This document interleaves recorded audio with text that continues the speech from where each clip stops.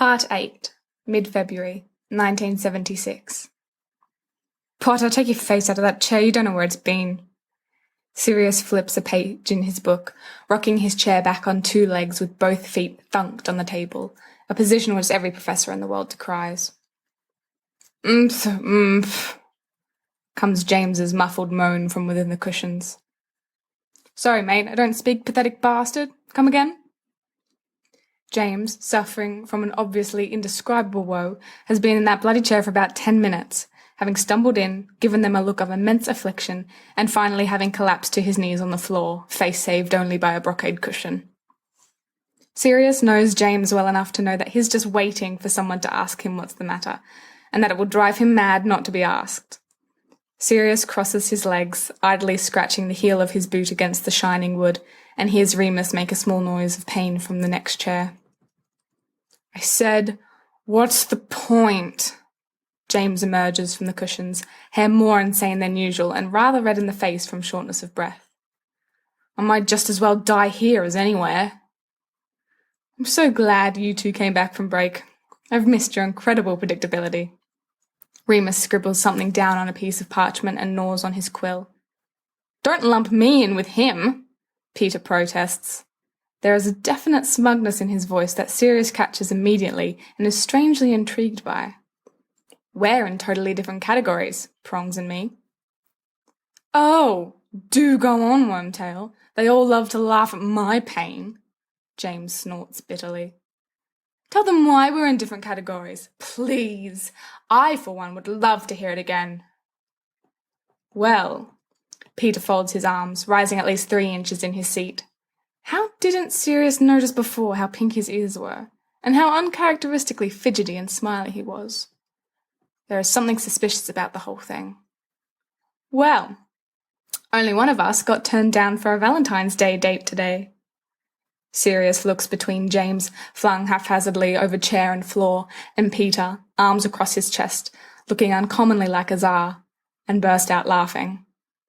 You're not serious, he says, not trying to be unkind. You've got a date, Wormtail. And James, Peter reminds them unnecessarily, hasn't. Redheads, James whimpers. He stares dolefully up at the ceiling for a few moments before shutting out the vibrant colours of life with his arm over his eyes. You didn't ask a redhead on a date, did you? It's different. She's a blonde, Peter adds, with blue eyes. And dimples.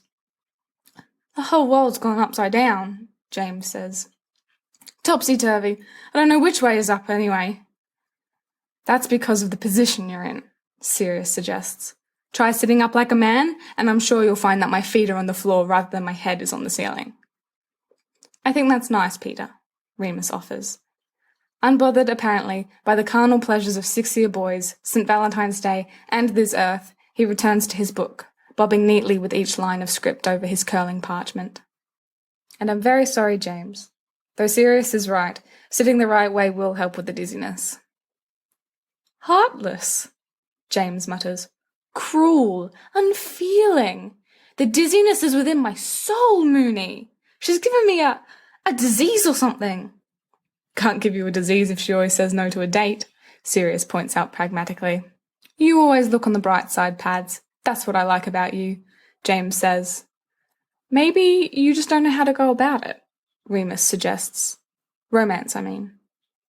James looks up, indignant and going still redder in the face. I know loads about romance, you know. I read books. Busty and Bewitched is not a book, Sirius feels compelled to mention. It's a gentleman's quarterly, Peter says helpfully. Not that that's something I need anymore, since I now have a date. With a girl. Who is blonde? Thanks for that overshare pedigree. I'll keep that in mind, James grumbles, twitching slightly. Forever. Look, Moony, if you know so bloody much about romance, why don't you teach me? Remus goes pink from chin-tip to hairline, his lips twisting up in the way they have when he gets upset or bewildered. I didn't mean that I knew how to go about it. I just meant, actually, Moony. Sirius tips the chair forward so he lands with a jingling crash, elbows on his thighs. Now that you mention it, If anyone could get this idiot fixed up with Evans, it'd be you. I mean, Evans loves you. And you know what friends do? They help each other. It's the Gryffindor way. No, Remus says, knowing what is coming. No, no, no, 1,000 times no, and no. His mind says no, you see.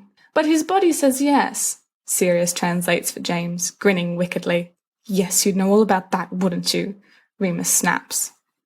If it were possible for one boy to creep into the binding of a book and disappear amongst the glue and the threads, Remus would be effecting that great escape currently. As it is, he manages only to shrink a good 1.5 feet, tipping the book upright so he is shielded behind it. I don't know what you want of me, but I've far too many good guesses, and the answer is, and always will be, no. But look at him, Sirius says, tipping Remus's book over with one hand and bringing James's face up to his with the other. Look how he droops. Look how he withers. Look how he is wasting away. I saw him at lunch, Remus returns. He had 3 helpings of pudding and, I think, stole part of your cake as well. So we're in no danger of losing James. Thank you very much. You stole my cake? Sirius asks. I thought I ate it while I wasn't paying attention. It was the last slice, James explains. Remus, I'll pay you. That's ridiculous, Remus sniffs. I won't have my friends paying me for something I can't even do. I don't know anything about wooing anyone. That's for certain, Peter agrees. Don't think they call it wooing anymore, Moony. Well, no, Remus colours. As you can see, I am clearly unqualified. I suggest Shelley or Keats if you want a love poem that's without complications, or even Byron if you feel she's in the mood for something colourful and consumptive. But I will not, cannot, refuse to, well, do what you're asking me to do. Help me, James says. He clasps his hands together on the tabletop, kneeling across the way. I don't even know what a Shelley or a Keats is. The vein at Remus's temple twitches. They're ice cream flavours, Sirius says, and is pleased when Moony gives him a sharp, burning glare. Chocolatey. Delicious. They're poets, James. Look at me! I am pathetic. Just teach me, I'll do anything. You should take him up on that, you know, Sirius says meaningfully, and makes a very vulgar gesture and an even more vulgar face. Primo. James flips him 2 fingers without sparing him a glance and keeps his full attention on Remus, his brown eyes melting and enormous. I swear to you, Moony, I will do anything you want me to. Papers, assignments. Oh, wait. You like doing those? Well, menial labour. 2 days without me saying one word about Evans. Anything, I swear. I'm about 10 seconds from weeping like a child. Please. Oh, come on, Peter says, looking pityingly at James. He's so sad. You are a kind man, Peter Pettigrew. Let it go down in history that Peter Pettigrew is the only one of you useless lot to stand by a friend in need. Moony, just... all you have to do is give me something. Anything to give her. Give me a poem. Give me some of this Shelley stuff. I'm not asking for much. And my soul will wilt away and die unless you do me this little titchy favour. Remus wavers. James knows it. Sirius knows it. Even Peter knows it. They are far too used to what it means when Remus wavers. James leans in closer, knowing his case is already sold, searching for the right words to drive the final nail in the coffin. It would be so literary, he adds. It would be like Shakespeare. Your words making my love speak through me. Remus bows his head. What a dirty, irresistible trick. All right, he acquiesces, caving at last. All right, I'll help you. But on one condition. James gives him his most starry-eyed gaze of gratitude. Anything, he promises. You must do exactly as I say, Remus instructs. Everything? James asks. Everything, Remus confirms. Tell him to put his underwear on his head and sing I'm a Wanker out the window of the astronomy tower, Sirius suggests. Or have him cluck like a chicken in Transfiguration. And this, Remus says grimly, is why you're glad I'm helping you, and not Sirius Black. Ecstatic, James agrees. No underwear will be involved. Will it?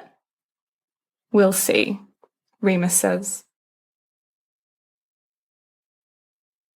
I should be getting ready for my date, Peter whispers. He rubs under his nose, shifting, stepping on Remus's toe, which Remus graciously doesn't mention. Valentine's Day isn't for 2 days, Remus says instead. Will it really take you that long to get ready for one date? He needs all the time he can get, Sirius assures him. And probably all the help he can get, but sorry, Wormtail, old friend. James is the worser off, the squeaky wheel, so you'll just have to muddle through on your own. He claps Peter on the shoulder, offering him a good-natured grin. We're all proud of you, though. Very proud. Go get him, Hippogriff and all that. Peter says. Thanks. Shh, Remus hisses. Here she comes. Sirius flashes James a thumbs up, and although he can't see it, there's a certain doomed valour with which he squares his shoulders and raises his head. The light shades abruptly over his haggard, haunted-looking face, and Lily Evans appears through the garden gate, shivering in a gust of cold and pulling her winter cloak tighter around her. She really is a pretty girl, Remus thinks, and looks prettier even than usual, her cheeks nipped pink by the cold and her red hair peeking out from under her hood. She stops short at the sight of James. Watcha, Evans, James says gruffly, stuffing his little sheet of paper into his pocket. I might have known, she says disgustedly. I expected a little better of Remus. Sirius elbows him in the solar plexus, and Remus chokes and steps on his foot. But I might have known you'd talk him into something like this. I don't know what you're talking about, James protests, not at all convincingly.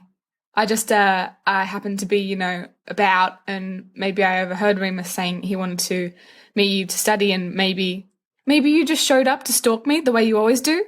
Evan snaps. Well, forget it, Potter, Wait!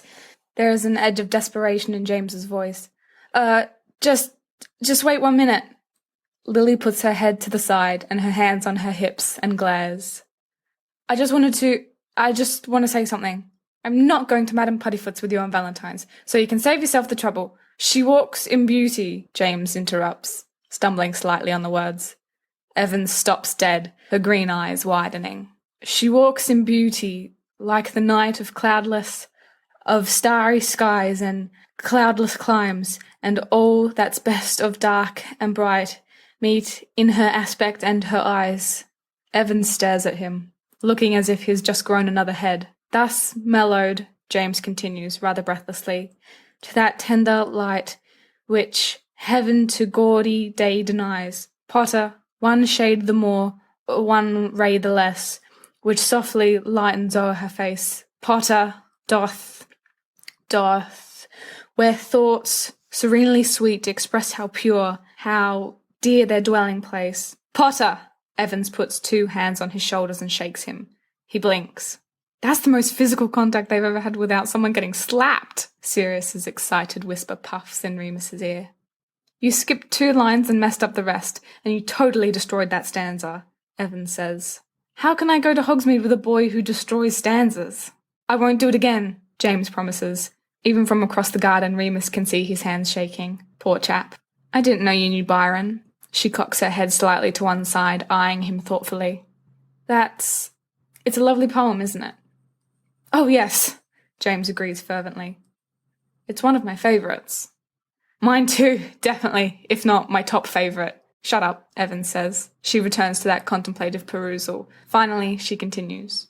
It's too bad about that stanza. You've got hidden depths, Potter. But I'm not going with you. She gives him a small, puzzled smile and sweeps out of the garden. Are you sure about that?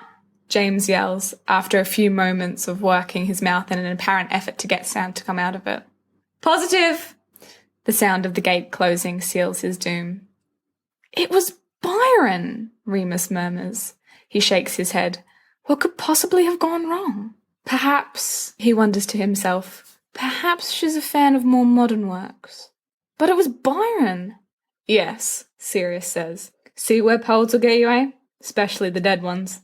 It must have been the choice of poetry, Remus insists, still mumbling to himself for his own benefit. Puzzlement marks his brow.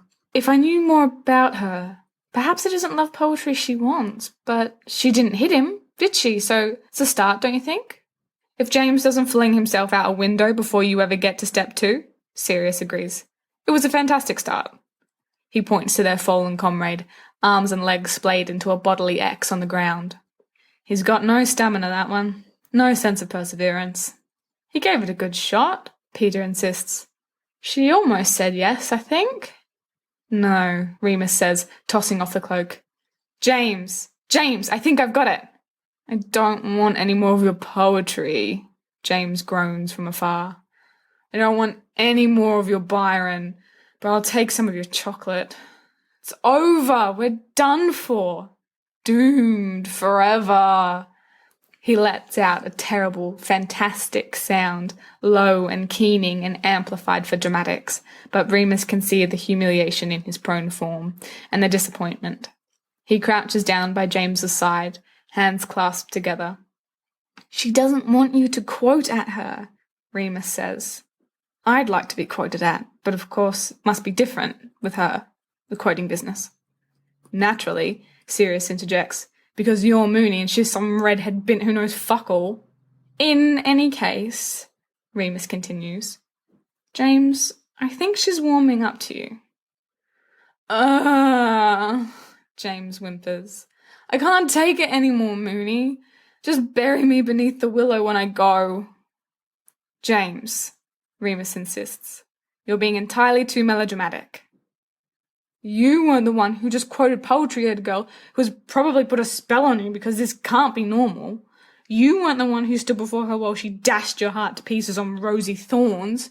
You weren't the one who just used phrases like cloudless climes and starry skies while she called you a stalker. You are, sort of, Sirius says. Tough luck, that. Should have played it cooler, I think. You do have all those pictures, Peter says. Aesthetic appreciation, James mutters. Artistic shots. Even the one from the baths. She's got a robe on and shut up. She didn't hit you, Sirius says, kicking James reassuringly in the shin with one foot. That's the place to focus right now. The not hitting. She looked kind of intrigued even. And she said you had hidden depths. Of stalkerness, James says disconsolately. No, Sirius says, shooting an inscrutable glance at Remus. She was impressed, Prongs. It was a good start. You can't expect her to just fall all over you after 6 years in that whole debacle with the wrong bed. It's a long, hard path you have to travel, my lad, but you can do it. I can't. It can't be done. Shut up, Sirius insists. If Moony can get you this far, he can get you as far as he likes. If you stop complaining. Can't you, Moony? I don't... Remus starts, but then makes the mistake of looking down at James's genuinely miserable face and hasn't the heart to go on. Oh, bother. All right, I'll try again. But next time, do try not to stammer so much. It's not like I did it on purpose, says James irritably and wipes his nose. Now what do you propose, genius? Did you send this to me? Evans comes storming into the common room like a small, auburn-headed thundercloud, clutching a crumpled-up parchment and a single, rather pathetic-looking rose. She shakes the parchment under James's nose, looking furious. Remus tries not to stare and manages only to watch very discreetly over his newspaper, which is, unfortunately, upside down. Luckily, Lily Evans is paying attention to James Potter, and James Potter alone, for the first time in probably ever. Did you? She demands again. Remus, Sirius, and Peter simultaneously dive behind Remus's copy of The Prophet. James says, carefully laying down his quill. Well, that depends, you see. Did you like it? Did I? Lily starts, looking bewildered, and then shakes her head. That isn't the point. I told you I wouldn't go with you. Well, James says reasonably, I didn't ask you, so you needn't be so presumptuous. Although, he winks lasciviously at her, even though his fingers are drumming a panicked tarantella on the tabletop. If you're that eager. You didn't... How can you say you didn't ask me? You sent me this. Thought you might like it. Where does it say in there, Lily Evans, be my Valentine? It doesn't. It's just some old Muggle poetry and a flower I found in the bin, so don't get excited. You're cheating. How did you know I liked Yeats? It's unfair tactics. Lucky guess? James's foot encounters Remus's leg under the table. I'm not going with you, so you can just forget it. Evans huffs. She blushes magnificently and folds her arms. Remus catches sight of James and knows, somehow, exactly what he's thinking. Still, he can't help but agree. She does look lovely when she's mad. All right, James says. You needn't be so forceful. Tread softly, Evans, for you tread upon my dreams. In a magnificent feat of self-control, he returns to his books, whistling tunelessly through his teeth. Evans hovers over him for a moment, looking utterly bewildered, as though she's trying to decide whether to box his ears or shove him out of his chair. Without warning, she throws her arms up in the air and storms off, but still clutching both the rose and the poetry. James, without turning around, pumps his fist discreetly at the three of them and grins helplessly at his paper. Whence did all that fury come? Remus says slyly, as James collapses forward onto the table in hysterical laughter. That's Yeats too, you know. I don't care what it is, James chokes. Just, let's have some more of it. This one's called To a Young Girl, Remus says. He hands the book over, battered cover and flimsy pages and dusty smell, and taps the poem with his forefinger. That right there. Think it's appropriate. Shorter than the last one, James worries. Do you think that's all right? She likes Yeats, Remus assures him. Don't worry, this one will be all right. He holds the book open as James begins copying the lines over, keeping his hand as steady as he can. It's shaking nonetheless. Remus isn't sure if it's stopped shaking once since they began. If she doesn't, well, you know, by tomorrow, well then, that's it, isn't it? James pauses, looking up from the task laid out before him. What'll we do then? If you don't trust me, Remus replies, trust Yeats. But I don't know Yeats, James mutters. You will by tomorrow, Remus says. In fact, if we're lucky, you will by tonight. I was reading some Yeats earlier, Sirius says. He leans against the sink, staring at Peter's profile. The bathroom smells funny. In fact, Peter smells funny. You know, the girl's the one supposed to put perfume on. You smell like a great big confused flower. I'm not sure if that's attractive. I think I should get a haircut, Peter says. Should I get a haircut? Sirius moves to stand behind him, peering at his reflection in the mirror, then shrugs, grins, and messes his hair from the back forward. Hey, Sirius, I just combed that. You're going to sleep on it and muss it up again tonight, aren't you? Here's a novel idea. It's just a girl. Here's another. Comb your hair right before the date, not the day before. Thanks, Peter scowls. You're being very helpful. I'm full of helpful hints, Sirius replies. Anyway, like I said, I was reading some Yeats earlier, and it's all right, I suppose, but it's got this power over Evans that's totally insane. I mean, you saw it. Is she mad? Is Yeats mad? Is it a combination of the two? She is foremost of those that I would hear praised, James says from the front of the stall furthest away. Wait, no. I knew it. I did. Stop looking so disapproving. Damn, Mooney, do I really have to know all these poems? It's sad, really, Sirius sighs. What you lot are willing to do for women. Oh, yes, James says scornfully, because no one else in this bathroom ever did anything insane to get a girl to notice him, especially no one whose name rhymes with schmearish smack. I did not, Sirius says with dignity. I went to great lengths, but I was not insane. You made her walls sprout out in dog roses, Remus reminds him, examining his nose from different angles in the mirror. I don't know what you think of as insane, but I wasn't to know she was allergic, Sirius says mulishly, turning around and hoisting himself up to sit on the sink. Oi, Sirius, Peter says suddenly, arranging the strands of lank blonde hair around his broad forehead. How come you haven't got a bird, eh? It's only a day away. Not interested. Sirius leans back with exaggerated casualness, swinging his legs. I'd rather mess with other people's, and even if I did want a date, I needn't arrange them in advance. He'd be met with disagreement. Loud disagreement. Except that it's true, of course, which makes it all the more frustrating and irritating. Sirius has this thing, Remus thinks with remarkable eloquence. He has this thing that he does where he smiles, or he crinkles his eyes at the corners, or he pushes his sleeves up over his elbows, or he brushes a girl's waist with his fingers as he passes her in the halls. And things go right for him. It seems unfair and inexplicable that the mere act of getting Sirius's attention is more or less like turning on the sun. But there it is. And so although Sirius is reckless and mercurial and arrogant and immature and remarkably stupid for someone so intelligent, he has the thing. And even if not every girl fancies him, he really doesn't need to get a date in advance. What about you, Mooney? Remus shrugs. I'm busy winning the fair hand of Lily Evans for the less fair, but at least his nails are scrubbed, James Potter. All the wooing and none of the mess afterwards, is that it? Sirius asks.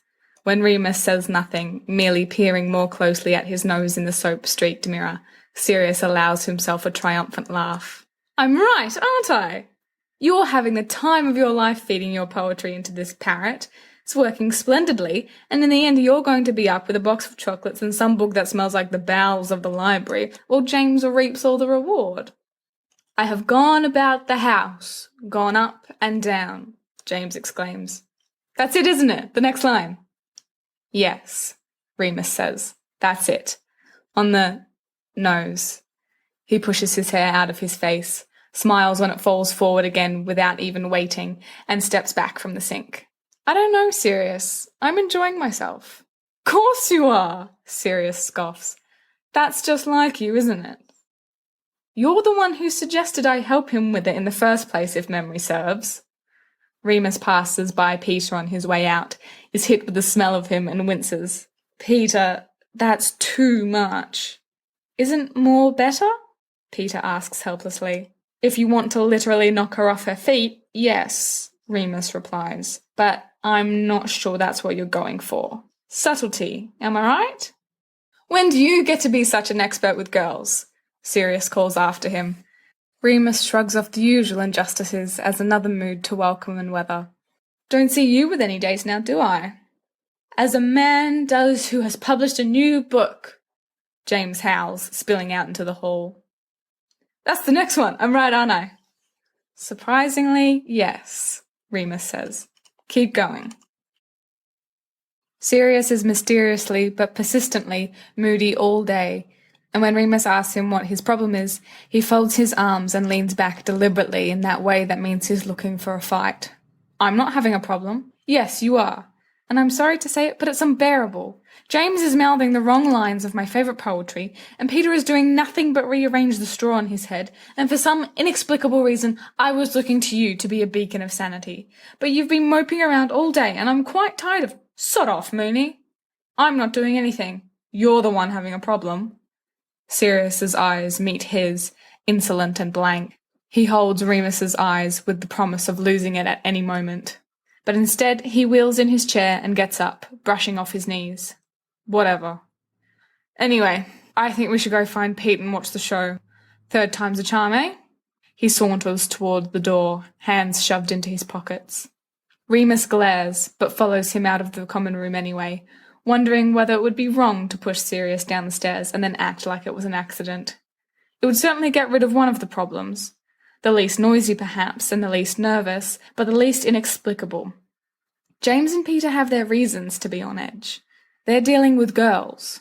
Girls are, to the best of Remus's knowledge, something of a different species from boys. They store a lot of secrets in their curves that Remus doesn't understand, and doesn't want to understand, and never will understand. Naturally, James and Peter are terrified and helpless. Sirius, who has all the charm in the world at his fingertips, has no reason whatsoever to be in such a foul mood. Sometimes, Remus thinks, boys are just as confusing as girls, and quicker to hit things like great flailing gits. Lily is grading some of McGonagall's first-year homework in the Transfiguration classroom when James and his unseen escort come in. He coughs discreetly. She looks up, sees him, and promptly looks back down again, directing an inordinate amount of focus towards the act of answer-checking. James is onto her, though, clever in making his ambling, seemingly distracted way over to her side. "So," he says, standing beside her at last. "Yates." "I don't know how you're doing it," Lily snaps. "I don't know why you're doing it either. Is this some sort of joke for you, Potter? Some sort of trick? Some sort of prank?" James winces, but covers it up well. "No," he says simply. "That's not what it is." "Don't tell me St. Valentine's Day has shown you the error of your ways," Lily grinds out. "Not exactly," James says. He grins.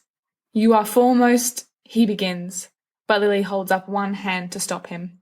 "I don't want any more poetry," she explains. "It's lovely, and I never thought you were capable of it, and I'm not sure I want to know what talkative little bird gave you the Yeats idea to begin with, but I think I'd like to hear, in your own words, why you're persisting so." Remus swallows.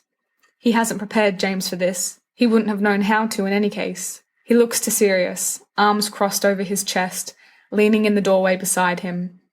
There's a smug sort of expression chasing remorse off his features, a little bit of embarrassment for his friend confusing the hardened lines of his face. Remus doesn't know if Sirius wants James to succeed or not. Remus doesn't think Sirius knows what he wants either. "Damn," Remus mouths. Sirius shrugs. "I fancy you," James says. "Don't ask me why. Couldn't tell you. I fancy you, and I want you to go with me to Madame Puddifoot's for Valentine's Day." Lily licks her lips. She looks around, not nervously, but thoughtfully, taking in the moment. "You're going to tell all your friends," she says. "If they're not here, watching already." "They're my friends," James protests. "I mean, if I don't tell them, they'll find out." Lily's mouth goes tight. She taps her fingers on the table. She adjusts a flyaway strand of hair, tucking it behind her ear. She watches James for half a minute, taking the time to study his squirming. And then she makes an evident decision, back straightening, jaw relaxing. "You're not going to leave me alone unless I say yes, are you?" "I'll probably beg," James says. "It'll be really embarrassing." "It'll ruin the moment," Lily agrees. "All right, Madame Puddifoot's. Tomorrow, 8 o'clock. If you're late, or if you bring something from Zonko's, or if I find any roaches in my tea, I will hang you out upside down from the astronomy tower by your underwear. Is that clear?" James nods. "Good. Good," James echoes. A little smile pulls at the edge of his mouth, slow and sweet and totally unlike his usual confident, swaggering grin. "Great." "Fine," Lily says firmly, redirecting her attention to the pile of papers. James grins stupidly at the top of her head for a minute, then turns around and bounces down the aisle between the desks. At the door, Sirius, Peter, and Remus shuffle quickly and not very discreetly out of his way. He stops, turns back, his hand in his hair. "You won't be sorry." "I already am," Lily mutters, and slices a red X into someone's paper with unnecessary ferocity. "I cannot believe this," Sirius says for about the 12th time. He's smiling, massaging James's shoulders encouragingly, if not enthusiastically, and Remus is grateful for the effort, if effort it is. It's still hard to tell. "I cannot fucking believe this. You do realize this is a milestone in your personal history, don't you? The entire school is going to be talking about it. You have to make this a good one and no mistake." "I know," James says hoarsely. He looks completely stricken, and has ever since they left the classroom. This is why, Remus thinks to himself, he doesn't go around quoting poetry at girls. The panic that comes afterwards must be absolute, overwhelming, debilitating. James is already buckling under the pressure. Remus imagines he'd spend the time leading up to the ultimate goal, the date, on his knees over a toilet, relieving himself of every enjoyable meal his life ever saw. "And it's going to be a good one," James adds. "Of course it is, mate," Sirius says. "Gorgeous bird that she is, shouldn't be any problem for the dashing, mischievous you, even with her silken red hair and her green eyes all shiny the way you like them." He claps James a final hand on his shoulder and pulls away. "No pressure at all, of course. You've been primed and ready for this day for years, after all." "Of course," James agrees. "Oh, Merlin, I'm still doomed." He flops forward, brave expression nearly melting off his face. Remus looks to Sirius, who is examining the nails of his left hand with intense fascination. "I mean, what do I know about dating Lily Evans? What do I know about Madame Puddyfoots?" "Dunno," Sirius says. "You know a lot about roaches and teacups, though." "Sirius," Remus warns. "No roaches, James. Remember that." "No roaches," James repeats. "No roaches, nothing from zonkos, nothing that makes any sounds of certain bodily functions, nothing resembling our waste or hairballs or small dead fuzzy animals, nothing which emits the smell of certain bodily functions. That's easier than poetry, Remus. That I can remember." "Dates are easy," Sirius scoffs. "Bring her flowers or chocolates or a card or something. Girls like that. Get all swoony in the knees." James eyes him. "She's not just any girl, you know. She's Lily Evans. I can't just show up and shove a daisy at her." "What about a lily?" Peter chimes in from the mirror, where he's alternating between holding up a garish pink shirt and a still more garish electric blue one against his chest. "Wouldn't that be sweet?" "Lilies mean death, Wormtail," Sirius says, giving him a scornful look. "That's a great message for a girl on a first date. Happy Valentine's Day! I can't wait for your funeral." "Well, fine. How did you even know that?" "How about that's none of your business?" "Closet florist," James says from the table, sounding slightly better. "If I ever get you a flower, I know what it'll be. A pansy, ha ha." "You never bring me flowers anymore anyway," Sirius says. "And now, this bint? The romance has gone completely out of our relationship. I decided long ago to leave you, Potter." "For who? No one'll have you as you are now, all old and bitter and dried up. And what about the children?" "Pig, wanker, adulterous bastard, whiny trollop. Children!" Remus stops them reprovingly. "James, I think you need to go get some sleep. Looking like a zombie is never considered attractive. And Sirius, you need to go find a hobby," says a treacherous little voice in his mind. "Go somewhere and stop making James panic." Sirius goes back to the study of his nails, indifference settling in over his shoulders like a suit. "Think I will, Moony. Leave you lot here to muddle through your flowers and your poetry and Peter's copious cologne on your own. But when Evans punches you in the nose, I will be somewhere else and otherwise occupied with not sweeping your shattered ego into my arms." He shoots a dark-eyed look around the room once, twice, and then turns on his heel with only a wave and a snort. "Must be that time of month for him," Peter says. "Do you think I should wear a bow tie?" "Am I really going to get punched in the nose, Moony?" James whispers, lifting his head from the table and peering at Remus from the shadows of his elbow. Sirius bounces into the common room, still stomping snow off his boots and shivering, looking wind-blown and terribly pleased with himself.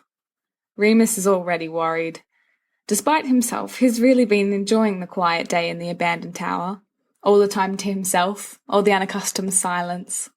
From the look of things, he knows that Sirius cannot be having with silence, and has the feeling this will inevitably lead to conflict.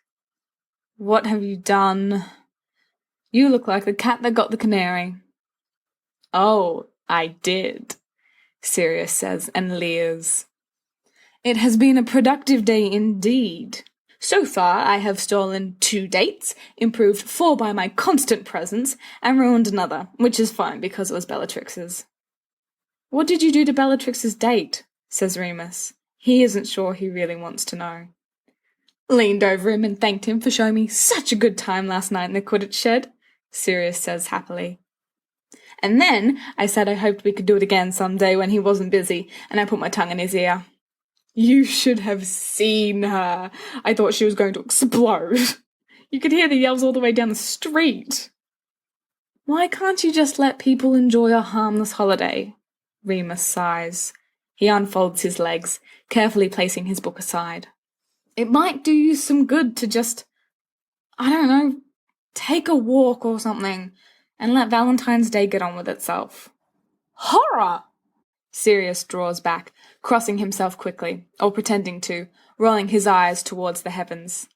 Have you any idea of what you blaspheme? He demands. I don't think that's the proper... Remus begins, but Sirius cuts him off. To allow Valentine's Day to get on with itself is allowing disaster to happen. It's allowing evil to roam free. It's letting the greeting card corporations, both Muggle and Wizarding, to get that much closer to world domination. Moony, someone has to look after the good of boys and girls everywhere. In other words, Remus says dryly, I'm to take it you're like Santa Claus. If Santa Claus were ever fit enough to run about starting his own card franchise, Sirius agrees. Look, I made this one especially for you. Sirius, Remus says. It's a scrap of parchment. It has notes on the back of it. Recyclable. Sirius lets the card fall into Remus's lap and flings himself down into a chair across from him. Go on, read it. It's genius in the making. Roses are red, eclairs filled with goo. I bet you are yummy. I would eat you. How poetic of you, Remus says. You're a Yeats in the making. I will leave express instructions when I die that no one is to use me to woo the underthings of anyone named Evans. Sirius pats his pocket. I've loads of them. Perhaps I'll copyright them and sell them off to Zonkos, furthering the good fight. No, Remus says. Tell you what, as one of my favourite customers, I'll give you a dramatic reading. He fishes another out of his pockets, clears his throat, fixes Remus with a look, and puts his hand on his heart. If I locked you in a cellar, and I tied you up with twine, I would be your only fella, and you'd have to be my Valentine. That's horrifying, Remus says. I know. Ooh, and here's one of my personal favourites. I love you as much as 1,000 bright suns. Is your mum a baker? 'Cause those are great buns. Horses run fast. 10's not hard to count to. You are like a bass. I would stuff you and mount you. Roses are red. Violets are blue. If you were a door, I would slam you. I think I need to go somewhere and be ill, Remus says. Truly, you know the way to a woman's heart. I am shocked that you are not off somewhere having a glass of wine with a truly classy woman right this instant. No one is more shocked than I, Sirius shrugs. But that only leaves my schedule wide open for a sneak preview tonight of the Honourable James Potter's first date. He shifts his eyes slyly to Remus's face, and Remus knows immediately what's coming. What do you say, eh, Moony? Let's make a night of it. Sirius, Remus protests. If she finds out that we're there. She won't, Sirius insists. She won't. We'll take James's cloak and we'll be very quiet. And we can even help him out if he looks too pathetic. It's his date, Remus says. Not yours, not mine. Correction, Sirius replies. It is your date. You and your Yeats, and all the information you spoon-fed him about being a gentleman and sliding out chairs for girls and telling them their eyes are starry vortexes of infinity. I never said that, Remus mutters. Well, you never said anything about slamming doors and mounting basses, that's for sure. More's the pity. Catch the right kind of girl that way. If you catch any at all. Remus opens his book intently, flipping forward to his place. I'm sorry, Sirius. I'm reading. I've been reading. I'm going to keep reading. I don't believe in Valentine's Day, and going to Madame Puddifoot's would be deeply hypocritical. But, Sirius says, grin pulling at his words, if I go alone and you're not there to keep an eye on me, think how James's date might just be ruined. Remus pauses. You wouldn't. Wouldn't what? You would. Would I? You would, I can see it in your eyes. Starry vortexes of infinity that they are. Sirius tosses back his head and laughs. You've got 10 minutes to get ready, Moony, or I'm riding for doom and destruction without you. Ah, Remus says, drops the book on the table and trails upstairs to get his cloak. Madame Puddifoot's is a deeply horrifying place. Remus has believed this ever since Mafalda Hopkirk dragged him here in the 3rd year and tried to give him a lock of her hair, while a cupid hovered overhead and strummed merrily on his lyre. It's even worse than the fanged mistletoe. Luckily, the cupids appear to be as affected by the cloak as anyone else, and mercifully ignore him and Sirius as they stroll over and take a seat in one of the huge, squashy armchairs. Someone's going to sit on us, Remus hisses. You're already sitting on me, Sirius points out, sounding slightly short of breath. And much heavier you are than you look. Mercy on my poor lungs, Moony. Don't worry. No one's going to sit over here. It's much too public. Believe me, no respectable girl will sit in this chair with you. This is the chair of lonely voyeuristic bastards. I've seen him in here before. Severus Snape is extremely fond of this chair. Has he got a date? Remus wonders aloud. Not anymore, Sirius says, rather too contentedly. Can you see either of our targets?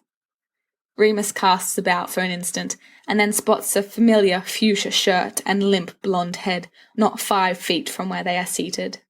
There's Peter and what's her name? Right there, just to your left. Sirius shifts under him, digging his knee accidentally into Remus's thigh, and Remus gives a muffled yowl of pain. Where? Just there. Can't you see the pink? I'd rather I hadn't.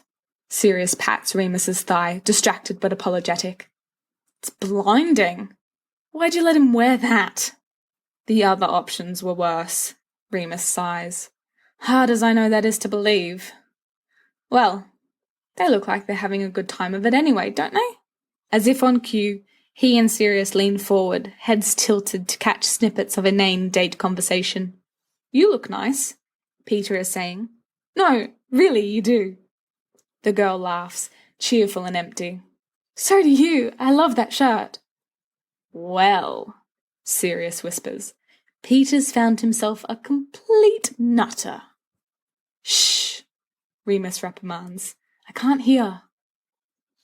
I didn't know what sort of flowers you'd like, Peter continues, shy but unflaggingly brave.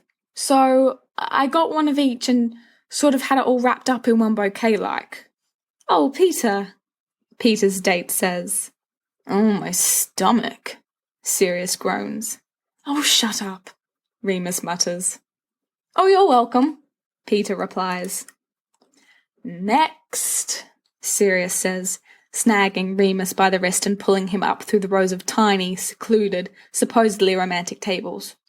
They pass by a few nameless 3rd and 4th years, being awkward at one another, almost playing a game of warring incompetence, and Remus is glad he missed all this. A little worried about the prospect of being capable in his future, but on the whole, glad he missed all this. Sirius makes small noises of contempt in the back of his throat, muttering, beginners, at odd intervals, or amateurs, I tell you, or he could do with one of my cards. Remus doesn't even try to make him quiet down. It's a losing battle he no longer has the energy to fight. All the satin and shades of clashing pink and sparkle-toothed waitresses have sapped the life force out of him. This holiday's horrifying, he whispers. It's the most depressing thing I've ever borne witness to. With you 100%, Sirius says grimly. Where on earth is Prongs? Hope his body hasn't been dumped in a gutter. Oh, God, Remus says, amazed at Sirius's ability to come up with new and horrible outcomes that had never even occurred to him. No, Lily wouldn't do that. She'd cover her tracks. There, Sirius yips, and drags him forward again, to one of the side tables less frequented by cupids. Really do hate this place, Evans is saying when they skid breathlessly up to the table. Sirius flattens them both against the wall, staring intently at the two of them. Me too, James mutters. His hands are wound into his hair, and under the table Remus can see his leg jiggling frenetically. It's like being raped by a marshmallow is what it's like. Oh, God, Remus clutches at Sirius's arm in a blind rush of panic. Oh God, he didn't just say that. Oh God, he did, Sirius says, sounding gleeful. And then, to their immense shock, Evans laughs, abrupt and surprised. That's it exactly. What were you thinking asking me here? I don't know, James replies. I thought you might be distracted by all the glitter and forget it was me you were here with. Not working, Lily says. She gives him an odd, sideways look, light green eyes catching gold in the romantic atmosphere. Did you try to comb your hair? What is she doing? Sirius hisses. She's undermining is what she's doing, and I won't stand for it. Quiet! Remus elbows him. James says. I am a big believer in making an effort. I did my best, you know. How much sleek easies is in there? There's a laugh bubbling at the edge of Lily's voice, sweet and surprising. Loads. James gives her a mournful look. If I bent it, I swear it would snap off. Try knocking on it, it's like a helmet. He lowers his head towards her, and Lily raps her knuckles against James's head. She giggles. It cracks. James laughs. This is disgusting, Sirius fumes. We have to do something about it. No, we don't, Remus snaps, lunging at him and catching the back of his robes. Come on, let's give them some privacy.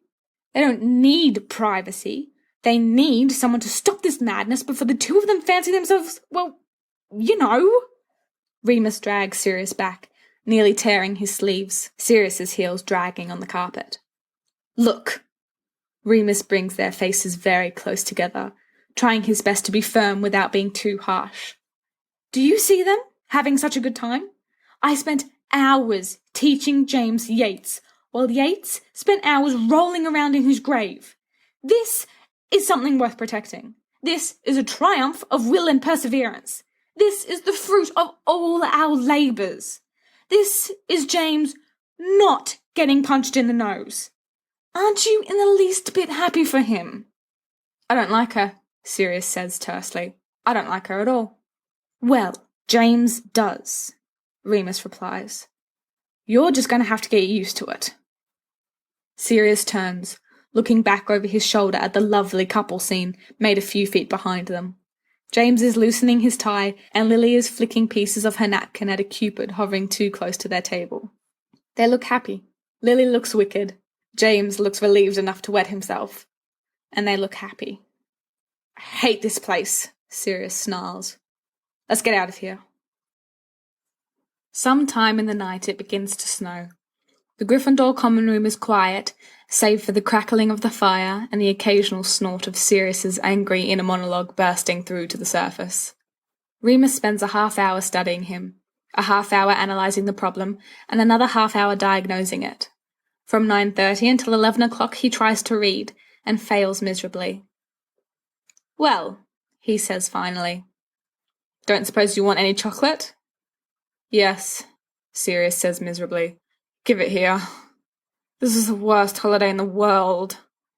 Where is he? Why isn't he back? What if he's been run over by a coach? No one would ever know. He knows I get worried when he gets in late, and he hasn't even the consideration to owl me or flu me or anything. He's always in late, Remus reminds him. And you always wake him up in the morning and give him a high five and the Inquisition. Where's he supposed to flu you from anyway? He's not always in late with Lily Evans, Sirius mutters and puts his face in his hands. Ugh, Moony, I'm sorry. I don't mean to be like this, I swear I don't. We all wanted it to work. I'm happy for him. Honestly, I am. He gives Remus an immense, horrifying smile. That's unnerving, Remus cringes. Please don't do it anymore. Sirius slumps even further down into himself. I hate this bloody holiday. Didn't you offer chocolate? I don't see what you're so depressed about, Remus says, trying to be comforting, as he leans over the chair and rummages in his bag for his ever-present package of Honeyduke's finest. You could have had a date, if you'd liked. I didn't like, Sirius says gloomily. I hate dating. It's the romantic equivalent of making small talk about the weather with the man who's about to give you your lottery winnings.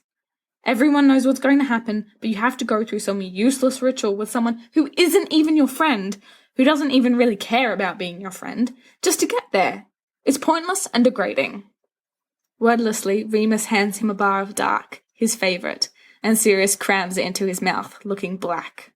I hope he's lost in the snow, he adds, spewing bits of chocolate onto his shirt. What about you? What about me what?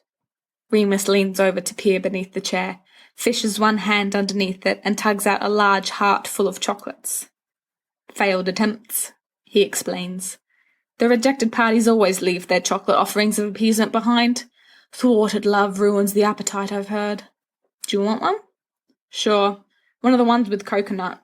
Sirius drags himself up and across to personally fondle every one of the chocolates, before picking one which, by his expression, must be cherry-filled, or one of those gross melting nougat concoctions that taste like human waste. What about you? He continues, swallowing valiantly. I mean, why aren't you on a date? Someone's got to stay behind to make sure you don't fling yourself into the fireplace in despair, Remus points out. You could have had one, Sirius presses. What with your poetry and your gentleman's guide to getting the girl and all your great advice? The girls would have been lining up for you. Well, the ones without dates already anyway. And the ones I didn't sneak away with in the night. Why didn't you? Sirius, Remus replies. What would I know about what to do with a girl? Talk to her? About poetry. All night long? She'd fling her fork at my face to get me to shut up if she didn't fall asleep from boredom before she managed it.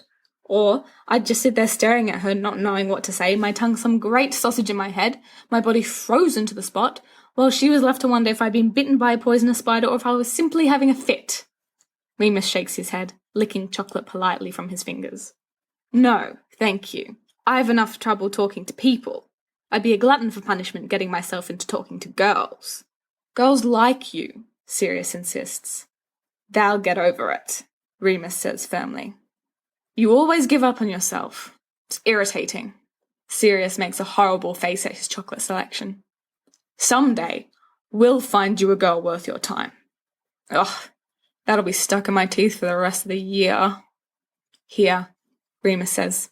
This one's coconut, I can smell it. Sirius takes it gratefully. You're a good friend.